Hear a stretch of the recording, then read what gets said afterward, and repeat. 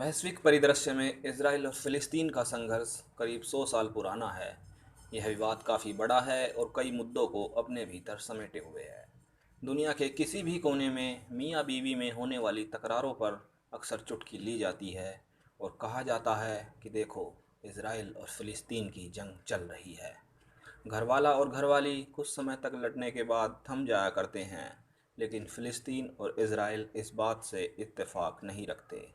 खून है कि रुकने का नाम नहीं लेता। रॉकेट और बम बरसों से तबाही मचा रहे हैं और बेगुनाह उनका शिकार बन रहे हैं। आइए इन दोनों देशों के बीच सदियों से चली आ रही इस कड़वाहट पर कुछ नज़र डालते हैं। आज से लगभग 100 साल पहले इजराइल नाम का कोई देश नहीं था। यहूदी, ईसाई और मुसलमान फ़िलिस्तीन नाम के इस देश में साथ साथ अपने आराध्य की पूजा करते थे। यह तीनों धर्मों के लोगों की समान आस्था का केंद्र है। यहाँ ईसाइयों के लिए पवित्र सेपुल्कर चर्च, जहाँ ऐसा माना जाता है कि इसी स्थान पर ईसा मसीह को सूली पर चढ़ाया गया था तथा यहीं वह पुनः जीवित हुए थे। मुस्लिमों की पवित्र मस्जिद डोम ऑफ रोक, मक्का व मदीना के बाद तीसरी सबसे पवित्र जगह है। ऐसा माना जाता है कि यहीं से मोहम्मद साहब जन्नत गए थे तथा यहूदियों का पवित्र मंदिर व पवित्र दीवार स्थित है। यहूदियों का मानना है कि यही वो होली लैंड है जहाँ से यहूदी धर्म की शुरुआत हुई थी। आइए अब हम वर्तमान की बात करते हैं। मध्य पूर्व में स्थित यह देश विश्व राजनीति और इतिहास की दृष्टि से बहुत महत्वपूर्ण है। सबसे पहले तो हम इजराइल की जियोग्राफी की बात करते हैं। जैसा कि मानचित्र में आप देख सकते हैं, इजराइल तीनों तरफ से दुश्मन देशों से घिरा हुआ है। इसके उत्तर में लेबनान, उत्तर पूर्व में सीरिया है, जिसके बॉर्डर पर गोलन हाइट्स की पहाड़ियाँ हैं। ये पहाड़ियाँ इजराइल की सेफ्टी की दृष्टि से बड़ी महत्वपूर्ण है, जिसको लेकर दोनों देशों के बीच तनाव चला आ रहा है। इसके पूर्व में जॉर्डन है। जॉर्डन तथा इजराइल के बीच जॉर्डन नदी है, जिसके कारण इस देश का नाम जॉर्डन पड़ा। यह नदी दोनों देशों के बीच बॉर्डर का काम करती है। नीचे मृत सागर है और इसकी विशेषता यह है कि इसका पानी इतना खारा है कि इसमें कोई भी व्यक्ति डूब नहीं सकता।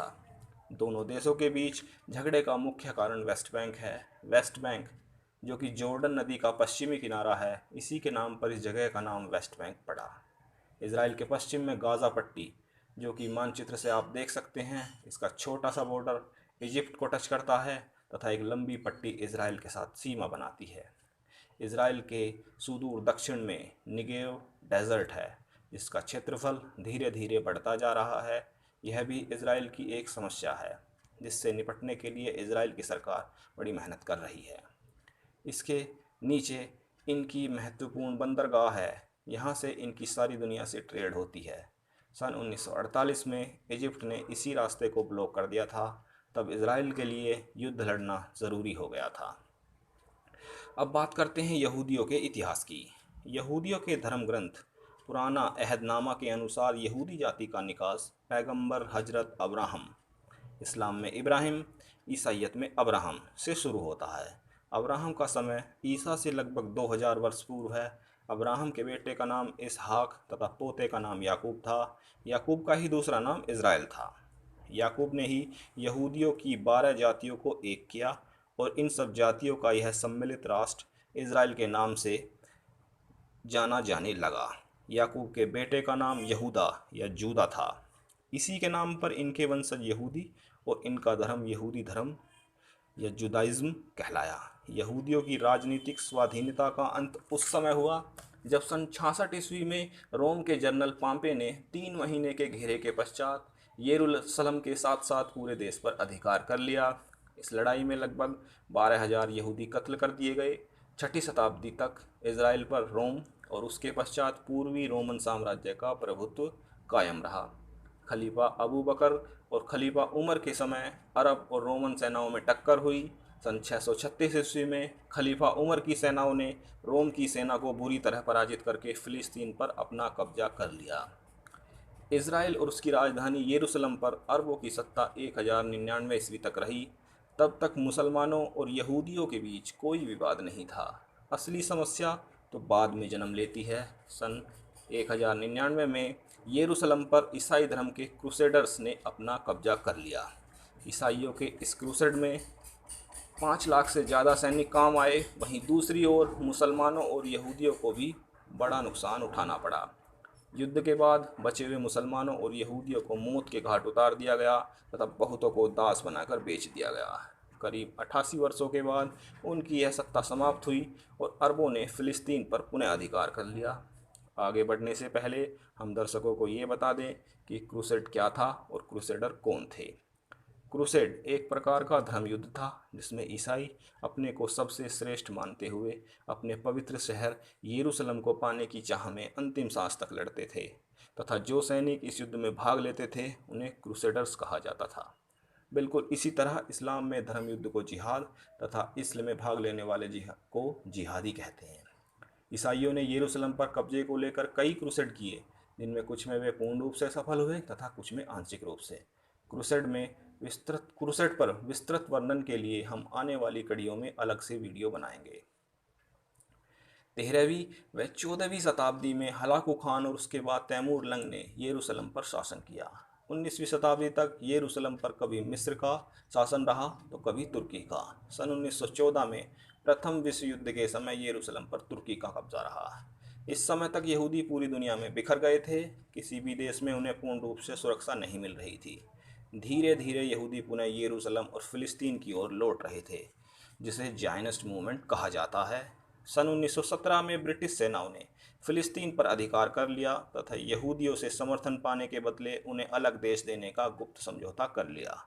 नवंबर 1917 को तत्कालीन ब्रिटिश विदेश मंत्री बाल्फोर ने यह घोषणा कर दी कि इजराइल को ब्रिटिश सरकार यहूदियों का धर्म देश बनाना चाहती है, जिसमें सारे संसार से यहूदी यहाँ आकर बस सकें। सभी मित्र राष्ट्रों ने इसकी पुष्टि कर दी।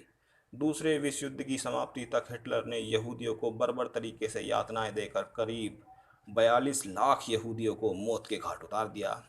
इससे जायनिस्ट मूवमेंट और जोर पकड़ने लगा। पूरे यूरोप से करीब 3 लाख से ज़्यादा यहूदी फिलिस्तीन पहुँचे। यहूदियों और अरबों के बीच हिंसक टकराव हुआ। ब्रिटिश सेना ने अरबों के विद्रोह को दबा दिया।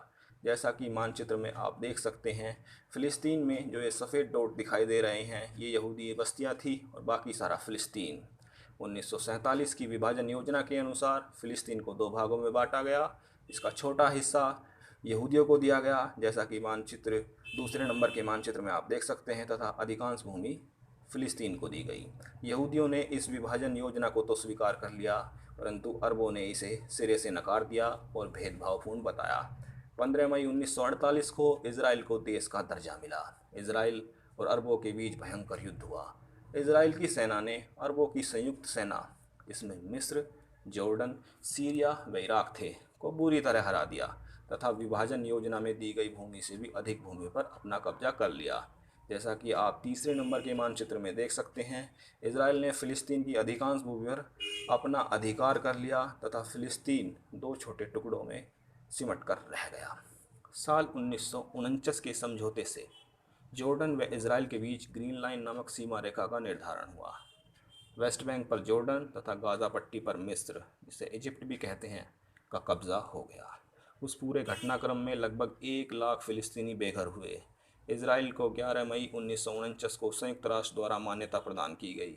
इसके बाद भी दोनों देशों के बीच खूनी संघर्ष चलता रहा। 5 जून 1967 से 10 जून 1967 तक इजराइल व अरब देशों, जिसमें मिस्र, जॉर्डन व सीरिया शामिल थे, के बीच पुनः एक 6 दिवसीय युद्ध लड़ा गया, जिसमें इजराइल ने अरबी सेना को बुरी तरह से हराया तथा मिस्र के एक बड़े भूभाग गाज़ा पट्टी, सिनाई पेनिनसुला, गोलन हाइट्स तथा वेस्ट बैंक पर अपना कब्जा कर लिया। इस युद्ध के बाद इजराइल ने अपने क्षेत्रफल का लगभग 3 गुना विस्तार कर लिया। जैसा कि मानचित्र से आप देख सकते हैं, सिनाई पेनिनसुला, जो कि इजराइल से करीब बहुत ज़्यादा बड़ा था, उस पर इजराइल का कब्जा हो गया और इजिप्ट देखता रहा। पुनः 1973 में मिस्र व सीरिया ने अपने खोए हुए हिस्सों को पाने के लिए इजराइल पर हमला कर दिया। इस समय पूरा इजराइल अपने पवित्र त्यौहार योम किपर मनाने में व्यस्त थे। योम किपर यहूदियों का मुख्य त्यौहार है। उनके लिए यह उतना ही महत्वपूर्ण है जैसे कि भारतीयों के लिए दीपावली। इस युद्ध में शुरुआत में इजराइल को काफ़ी नुकसान उठाना पड़ा, परंतु वे जल्दी ही संभल गए। इस युद्ध का नतीजा यह निकला कि मिस्र बातचीत के लिए तैयार हो गया।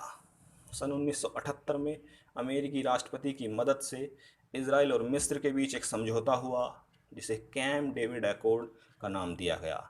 इसके अनुसार सिनाई पेनिनसुला मिस्र को वापस कर दिया गया तथा बदले में मिस्र ने इसराइल को राष्ट्र के रूप में स्वीकार कर लिया। मिस्र वो पहला अरब राष्ट्र था जिसने इसराइल को एक राष्ट्र की मान्यता दी।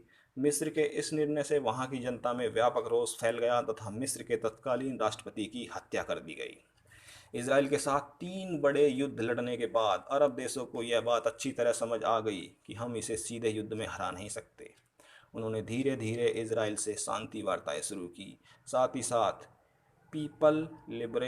फिलिस्तीन लिबरेशन ऑर्गेनाइजेशन नाम के एक आतंकी संगठन ने इसराइल में आतंकी घटनाओं को अंजाम देना शुरू कर दिया।